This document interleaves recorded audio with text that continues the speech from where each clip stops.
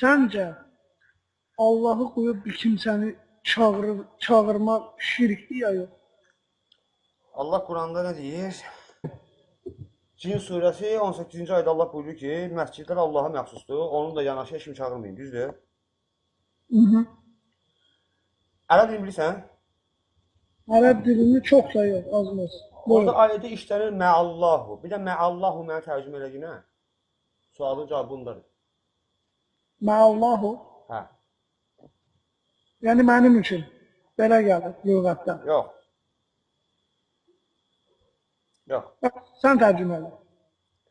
Məallahu, yəni Allahla eyni səviyyədədir çağırmayın. Demir ha, vapşı çağırmayın.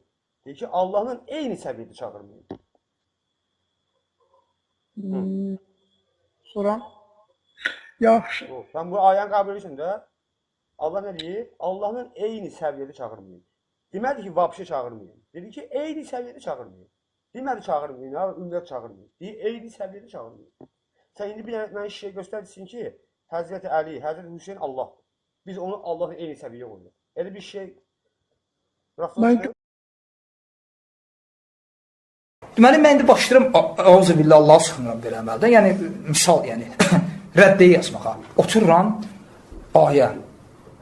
Fələ təd'u ma'allahi iləhən əxar. Allahla yanaşı, heç bir ilaha dua eləmə. Ola, mən buna necə rəddiyə yazmayı? Oturur, həftələrlə fikirləşir ki, bu ayə necə rəddiyə yazım ki, Allahdan başqasına səslənmə. Necə rəddiyə? İndi necə rəddiyə tapmamışlar, indi tapırlar rəddiyə. Şeylər təzə rəddiyə tapırlar. Deməli, deyir ki, ayə deyir ki, siz bilmirsiniz ayənin mənasını. Ayə deyir ki, Allahla yanaşı başqasına səslənmə. Yəni, məsələn, mən deyirəm ki, ya Allah, ya Əli. Allahla yanaşı əlini çağırdım. Bir də deyir, Allahı demirəm, təkcə deyirəm ki, ya Əli. Yəni, Allahla yanaşı olmaz, amma təkcə əlini olar. Xəstə. Ged özünü ağlığı müalicə elə. Ya özünü axmaqsan adama deyərlər, ya da mənə axmaq yerinə qoymuşsan. Bu bir səndə yoxşuyur. Bu, Quranda ayə var ya, anatıva uf demə. Biri anatısına şillə vur. Deyir, Quran deyir ki, uf demə. Mən uf demədim ki, mən şillə vurdum. Quran ufu niyə qeyd edir? Necə İbn Abbas deyir. Deyir, çünki ondan da yumuşaq şey yoxdur. Ana bir şey deyir ki, Allah bunu qadağan deyirsə, ən kiçiyini, deməli, ondan böyük olanlar girir o qadağanın içinə. Allah subhanət hala əgər hətta Allahla yanaşı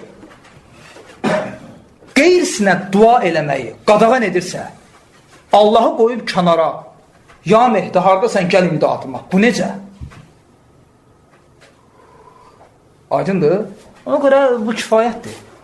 Yəni, ibrət alan üçün, haqqı axtaran üçün bu kifayətdir. Yəni, gedib otursun, Quran oxusun. Bəs sabah. Heç kimə qulaq gedib otursun, Quran oxusun. Allahın iznilə haqqı tapacaq.